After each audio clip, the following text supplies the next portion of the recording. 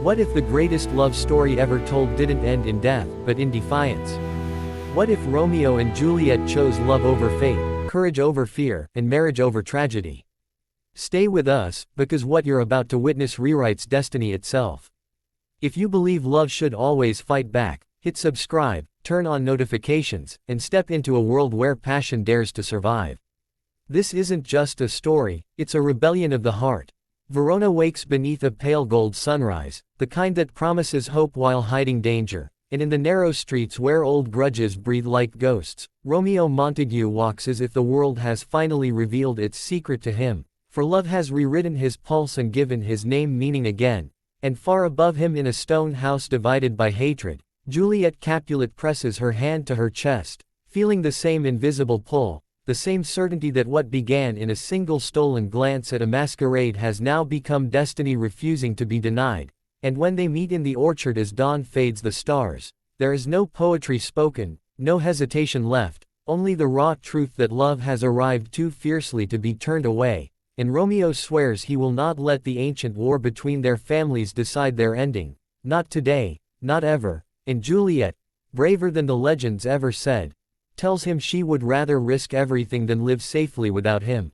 and so in whispers sharp with urgency they decide what the world would call madness. They will marry in secret, binding their hearts before fate can tear them apart, and when Friar Lawrence listens to their plea beneath the echoing stone of the chapel, he sees not foolish children but a chance to end generations of bloodshed, believing that perhaps love, sanctified and true, might finally silence the swords of Verona. And as the vows are spoken with trembling voices and joined hands, the air itself seems to hold its breath, because in that quiet moment Romeo and Juliet are no longer Montague and Capulet but husband and wife, united against a world that has not yet realized it has already lost its power over them. Yet destiny does not retreat so easily, and even as joy floods their veins, the streets outside boil with tension. Tybalt's rage burns hotter than ever after the insult of Romeo's presence at the ball. And when steel meets steel under the merciless sun and Mercutio falls with a curse still warm on his lips, Romeo's new life fractures in an instant,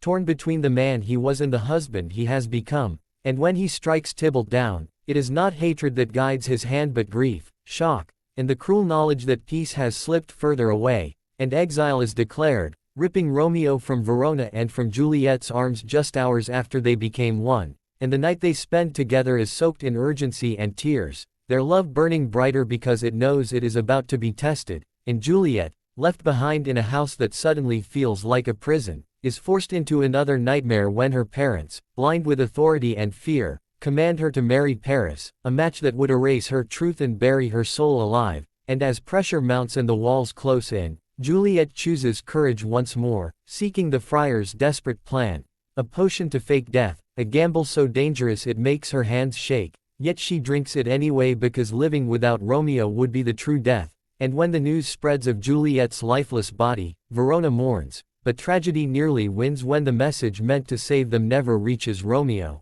and he returns believing his wife gone forever, his heart shattered beyond repair, but fate stumbles where it once ruled absolutely, for before poison touches his lips, Juliet wakes, and in the chaos of tears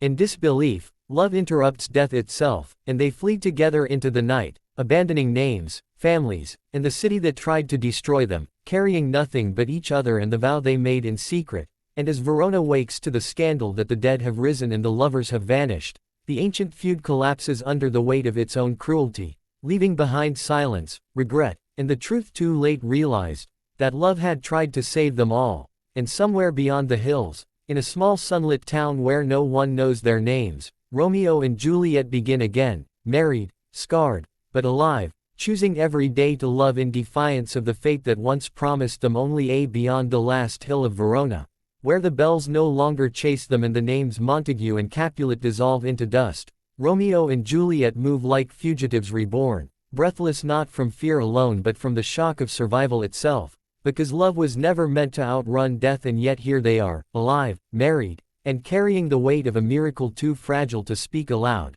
settling first in a coastal town where the sea erases footprints as quickly as it makes them, where Romeo learns to work with his hands instead of his temper and Juliet discovers a strength she never knew was possible, bargaining in markets, stitching clothes, hiding sorrow behind steady eyes, and for a while it almost feels like peace, until guilt begins to whisper at night, reminding them that they escaped while others bled, that Mercutio is still dead, that Verona still aches, and that love, no matter how powerful, does not erase consequences. And when rumors reach them, of sickness spreading, of old men cursing the lovers who vanished, of Paris left humiliated and broken, Juliet's heart twists with a pain sharper than fear, because happiness built on ruins demands a price, and Romeo, haunted by the blood on his hands, begins to wonder if exile is punishment or mercy. And it is then that temptation enters quietly, not as hatred but as doubt, when a merchant recognizes Romeo's face from wanted notices whispered across cities, offering silence for gold, safety for obedience, and the fragile world they've built begins to crack under the pressure of survival, forcing Juliet to confront a truth no one prepared her for, that marriage is not only stolen kisses and vows but hard choices that test who you are when no one is watching. And when Romeo considers turning himself in to end the chase and finally make peace with his past, Juliet refuses to let fate steal him again, standing between him and sacrifice with a fire that proves she is no longer the sheltered girl of Verona but a woman forged by loss. And yet destiny, insulted by being cheated once, strikes back harder, when assassins sent by old grudges close in under moonlight, blades glinting with unfinished business, and Romeo is wounded protecting Juliet, collapsing into her arms as blood soaks the sand, forcing her to confront the nightmare she thought they escaped. And as she screams for help in a town that does not know her name, the irony cuts deep. Love survived poison and exile only to be tested by anonymity, and when Romeo survives again, barely, something changes between them, because survival repeated begins to feel like borrowed time, and the question shifts from how much they love each other to how much they are willing to lose to keep that love alive. And Juliet, once willing to die for Romeo, now realizes she must be willing to live for him too, even if it means returning to Verona to end what began there, to face families, truth, and judgment head-on. And when they decide to go back not as enemies but as husband and wife revealed to the world, it is not hope that drives them but responsibility.